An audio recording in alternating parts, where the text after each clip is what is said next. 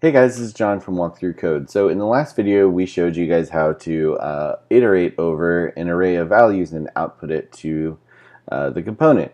In this video we're going to talk about component state. And the component state is the basically it's the accumulation of all of the values that are related to this state to this component.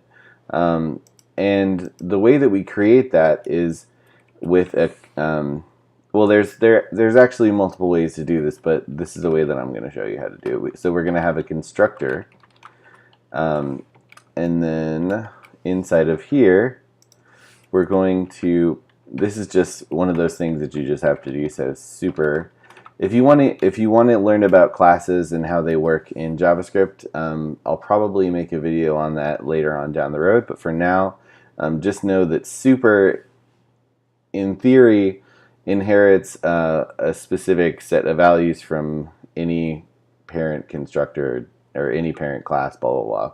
It's a rabbit hole. We don't need to go down there. Point being, here we're going to create this, this dot state, and this dot state is going to be an object, and it's going to contain a list of values that will be relevant to this component.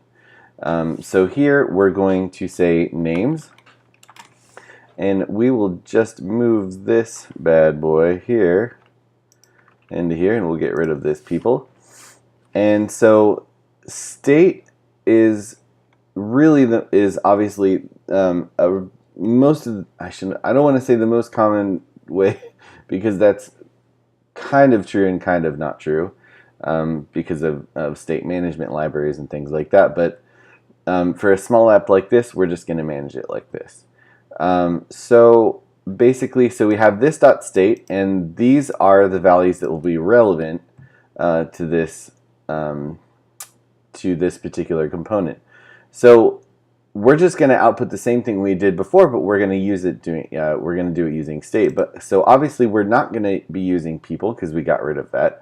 But what we can say is this dot state dot names dot map, and what it's going to do obviously is it's just going to use it from here rather than from some arbitrary variable.